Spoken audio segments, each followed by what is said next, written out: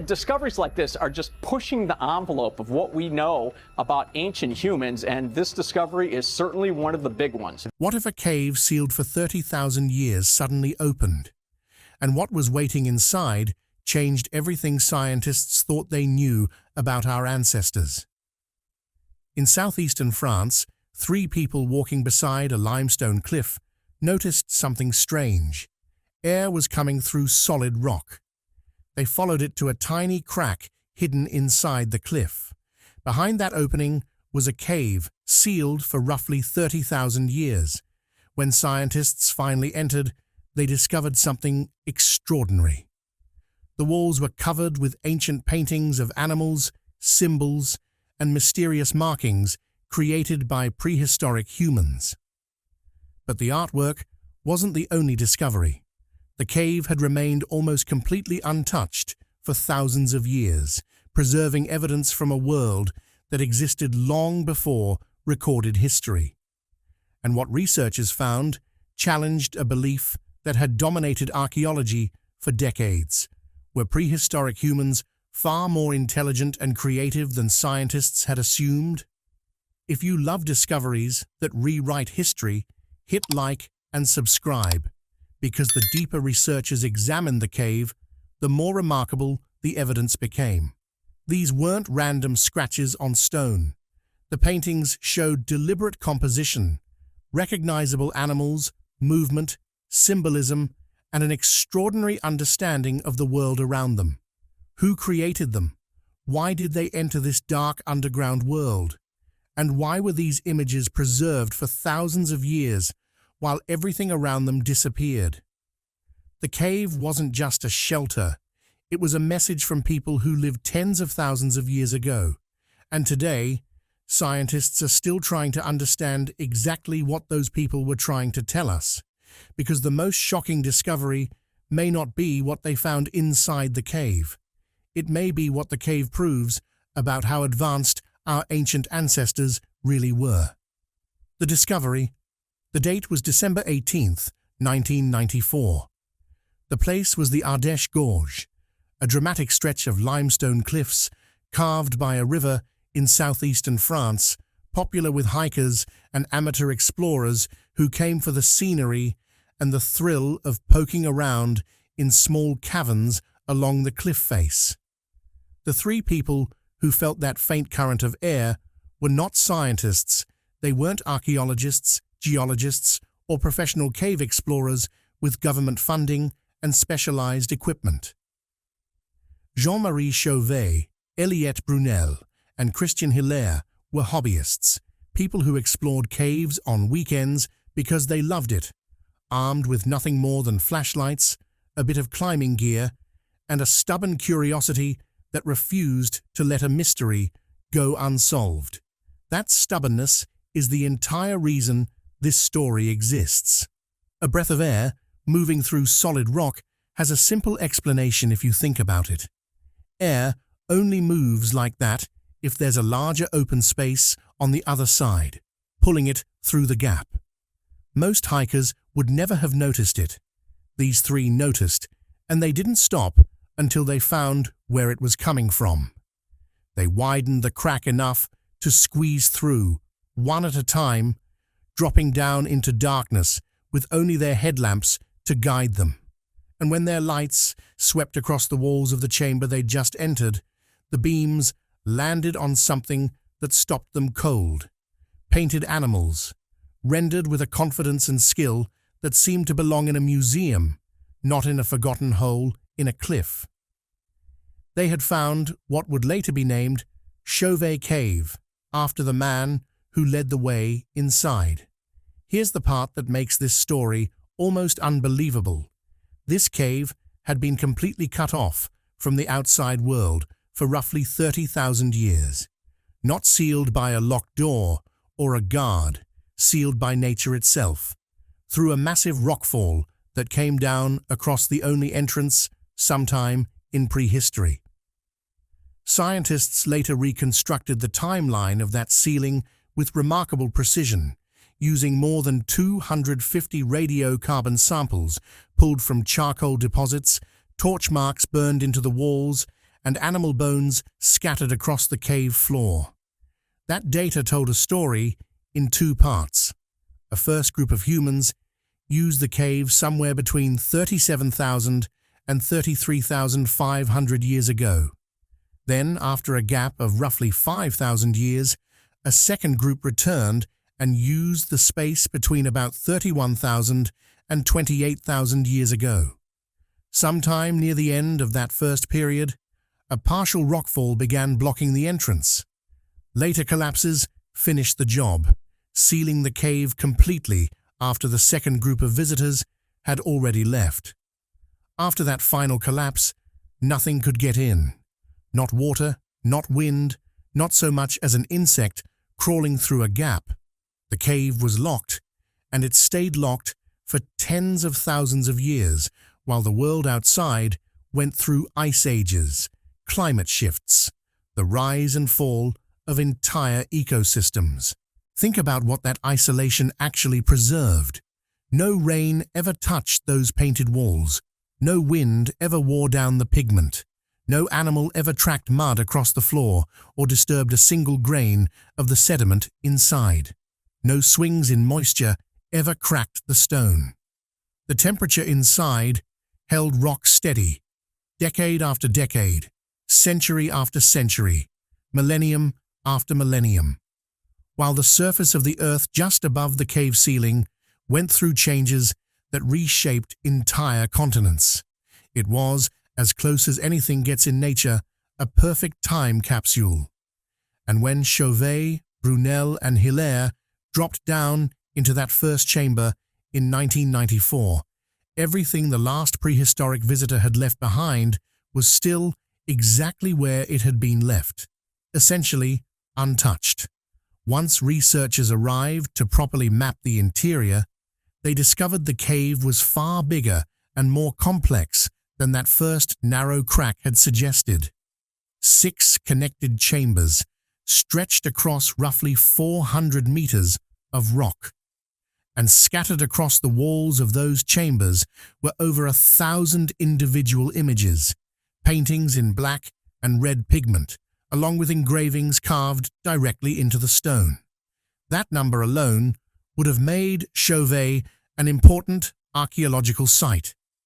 What made it something else entirely was what those images actually showed. What was on the walls? If you've ever seen photos of famous prehistoric cave art, you probably picture herds of horses, bison thundering across a wall, maybe a deer or two. That's not a coincidence. Across nearly every major cave art site from this period, found anywhere in the world, the walls are dominated by large herbivores. The animals early humans hunted for food: horses, bison, aurochs, deer. It's what researchers expected to find at every new site, because it's what they'd found at every site before. Chauvet broke that pattern completely. An unusually large share of the animals painted on these walls are predators: cave lions stalking in groups, cave bears rendered with startling anatomical accuracy, hyenas, a leopard, what appears to be a panther. There's even an image that some researchers believe depicts a spotted owl, its head turned to look almost directly out of the wall at the viewer. These are animals that almost never appear in cave art from this era anywhere else on the planet. And that raises a question nobody has been able to fully answer. Why would the people who painted these walls choose to cover them with the creatures that hunted them, instead of the creatures they hunted for food? It's tempting to reach for an easy explanation. Maybe it was about power, about facing your fears, about some early form of spiritual protection. And maybe one of those answers is close to the truth. But the honest scientific answer is that we don't know. And that uncertainty is part of what makes Chauvet so compelling. These weren't just skilled artists. They were making deliberate choices about what mattered enough to paint. And those choices tell us they had a relationship with their environment that was more complicated, more symbolic, than a simple hunter tracking prey. The floor of the cave adds an entirely separate layer of information, and it has nothing to do with the humans who painted there. Long before any person set foot inside, cave bears used this space as den. Soft clay across sections of the chamber still holds their paw prints, pressed in and preserved as if the bear had walked through only hours earlier.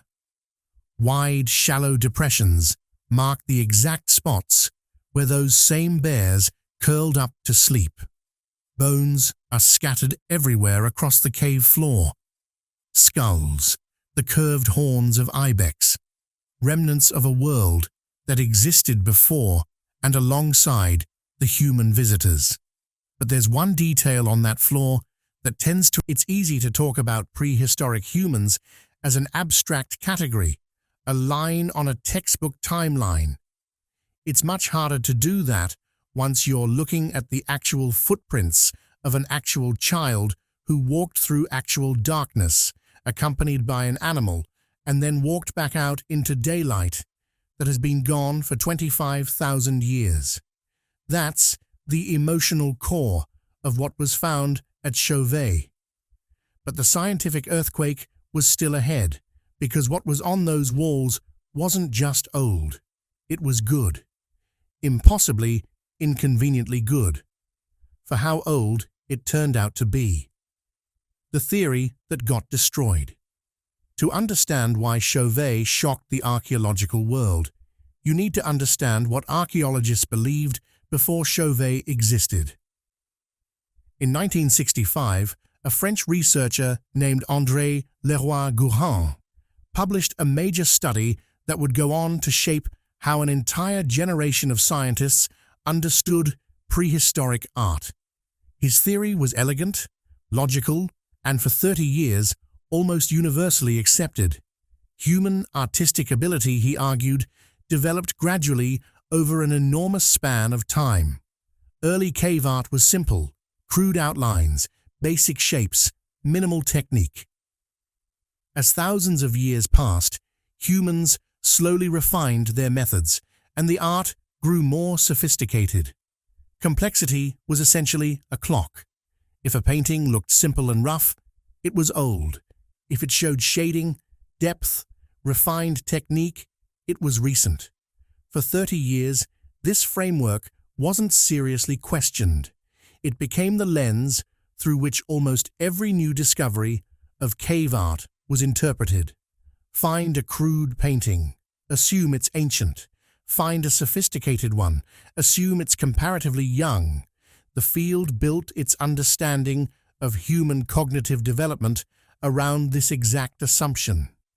Then researchers got their first real look at the walls of Chauvet, and the assumption fell apart. What was painted on those walls was not simple. It was not crude. It was not the tentative, early-stage work of a species just beginning to figure out how to represent the world in pigment. Before applying a single stroke of paint, the artists had scraped away the darkened, weathered outer layer of the limestone wall with stone tools, exposing the pale, fresh rock underneath. That preparation step alone tells you something important. These people were planning ahead, visualizing a finished image before they'd even picked up pigment, deliberately creating a clean, high-contrast surface specifically to make their work stand out more clearly. Once painting began, the technique only got more advanced.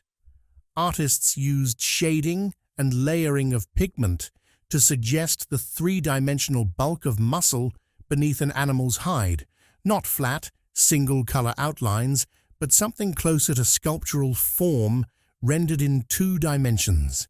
They read the natural bumps, ridges, and hollows already present in the limestone and folded those features directly into their compositions, letting a bulge in the rock become the shoulder of a horse, letting a natural crack in the stone become the dividing line between 2 overlapping bison. The wall itself became part of the artwork, and in several panels something even stranger appears. Animals drawn, with extra legs, or with a second head, positioned slightly out of alignment with the first. At first glance, it can look like sloppy, overlapping sketches. It is not. We'll come back to exactly what that technique was really doing, because it's one of the most remarkable details in the entire cave. For now, just hold on to this. None of it looks like beginner's work.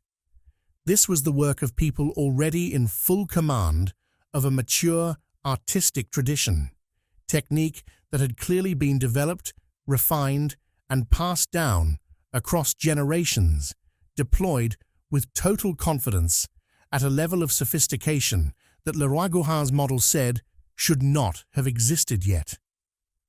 Chauvet wasn't standing at the starting line of human art. It was standing decades, no, millennia, further along than the accepted theory allowed for. Naturally, the scientific community's first instinct wasn't to throw out 30 years of established theory. It was skepticism. Extraordinary claims require extraordinary evidence, and cave paintings this advanced are actually 36,000 years old is about as extraordinary a claim as prehistoric archaeology gets, so the dating process had to be airtight. Researchers extracted tiny samples of charcoal from the black drawings themselves and from torch marks smeared across the ceiling and upper walls, then tested each sample independently using radiocarbon dating. This wasn't a quick process.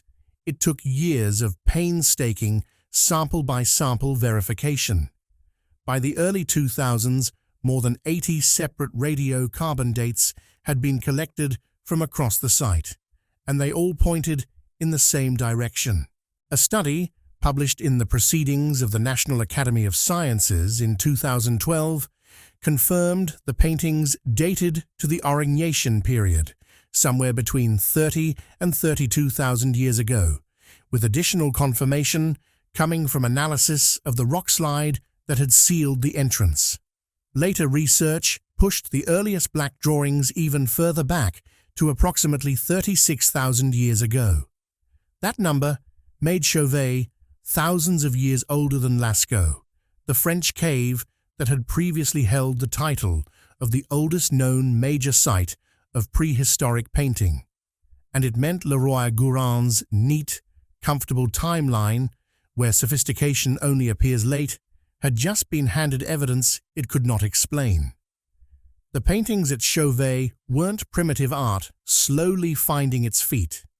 They were mature art, executed with confidence, at a point in human history 30 years of academic consensus said should have only produced crude scratches on stone. Every researcher who studied the cave carefully had to sit with an uncomfortable question. If humans were already this capable 36,000 years ago, what else had the field gotten wrong about when human creativity, planning, and abstract thought actually began? The animation's secret. Let's go back to that detail we set aside a moment ago. The animals painted with extra legs, or a second head, slightly out of position. When researchers first documented these panels, the multiple limbs and duplicated features looked, at a glance, almost like a mistake. Maybe an artist redrew part of an animal and never bothered to remove the earlier attempt. Maybe two different visitors painted over each other's work at different times, creating an unintentional overlap. Neither explanation holds up once you understand how these images were actually meant to be seen. Chauvet's painters were never working under electric light, and they had no expectation that anyone ever would be. Every image on every wall was created and was meant to be viewed by the shifting, flickering glow of a handheld torch moving through darkness. And light that moves changes everything about how an image reads. Under a steady, unmoving light source, those extra limbs and duplicated heads look exactly like what modern viewers assumed at first, cluttered, slightly confused compositions, but move a flickering torch across the same panel, the way these images were designed to be experienced, and something remarkable happens. The overlapping limbs don't read as clutter anymore. They read as motion. Legs appear to cycle through a running stride. A head seems to turn from one position to another. What looks like an error in still photography becomes something close to animation in the dancing light of fire. This wasn't an accident that researchers stumbled into by coincidence. It's a deliberate technique, one that required the artist to understand, in advance, exactly how unsteady torchlight would move across a curved stone surface, and to plan multiple limb positions specifically so that flickering light would trick the eye into perceiving movement. That is an extraordinarily sophisticated grasp of how light, shadow, and the human visual system interact. It's the same underlying principle at its core that would eventually lead to animation and film, worked out on a cave wall by torchlight 36,000 years before anyone had a word for frame rate. The people who created these images were not painting for us. They were not painting for a research team standing under fluorescent lighting or for a visitor walking through a modern, brightly lit replica. They were painting for an audience that would only ever see these walls the way they themselves saw them, by the unsteady, living light of a burning torch, deep underground, far from any trace of daylight. And they designed their art specifically for that audience, with a level of intention that leaves very little room to call this primitive. The handprint mystery, scattered throughout multiple chambers of Chauvet, are handprints, not painted animals this time, but the actual marks of human hands pressed directly into the pigment on the walls. Some are positive prints, a hand coated in paint or pigment pressed flat against the stone, leaving a solid colored impression behind. Others are negative prints, created by holding a hand flat against the wall while pigment was blown around it, likely through a hollow reed or bone, leaving the pale outline of fingers and palms standing out against a darker background. Both types appear repeatedly in more than one chamber, at more than one point in the cave's history.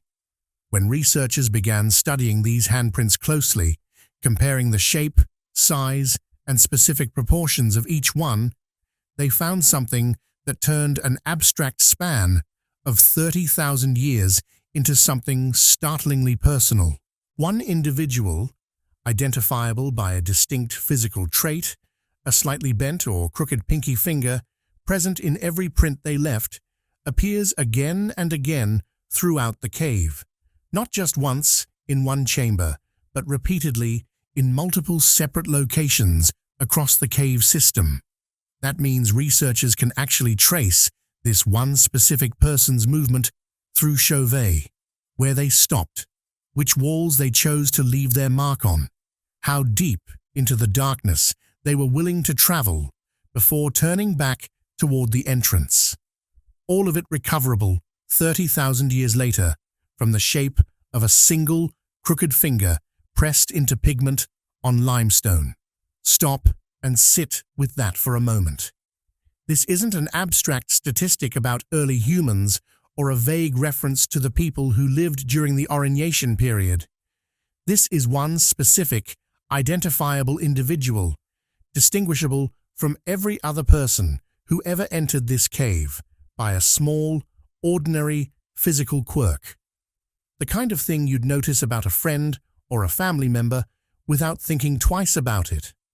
They walked through total darkness with nothing but a torch, chose specific places to press their hand against cold stone, and left something behind that would outlast their entire civilization, their language, their descendants, and every trace of the world they knew by tens of thousands of years. Of everything found inside Chauvet, this might be the detail that collapses the distance most effectively. 30,000 years stops being an incomprehensible number and starts being the record of one person's path through the dark. Not alone. The bigger picture. For a while after the 1994 discovery, it would have been reasonable to assume Chauvet was a one-of-a-kind fluke, the work of a single, extraordinarily gifted individual, or one unusually talented community operating in complete isolation from everyone else alive at the time. That assumption didn't survive very long either. Beginning in 2008, research teams expanded their survey work across the wider Ardèche region, coordinated by researcher Julien Monet, specifically to check whether anything comparable to Chauvet existed nearby. Two sites in particular stood out: Baume-la-Trône and Ponce Cave. Both show drawing styles with clear, recognizable similarities to the techniques found at Chauvet, the same underlying approach to composition, the same use of the rock surface, echoes of the same artistic decisions. That similarity matters enormously. It means the tradition responsible for Chauvet's paintings wasn't confined to one lucky cave or one isolated group of people who happened to stumble onto advanced technique by chance. It was shared. It existed across a network of communities living throughout this region during the same broad period of prehistory, all working within a related artistic tradition, all apparently connected in some way that allowed sophisticated technique to spread and be maintained. That connection raises its own set of unanswered questions. Was it trade between neighboring groups, seasonal migration that brought different communities into regular contact, intermarriage that carried skills and traditions between groups? We don't know for certain. What the evidence does tell us is that this was never a single spark of unexplainable genius. It was a widespread, deeply rooted artistic culture. And Chauvet just happens to be the most spectacular, best preserved surviving window into it. There's a second mystery buried inside Chauvet itself that connects directly to this idea of tradition and continuity. Remember that the cave was used by two separate groups of people, separated from each other by roughly 5,000 years. 5,000 years is a There's one more mystery worth mentioning before we close: the strangest image in the entire cave.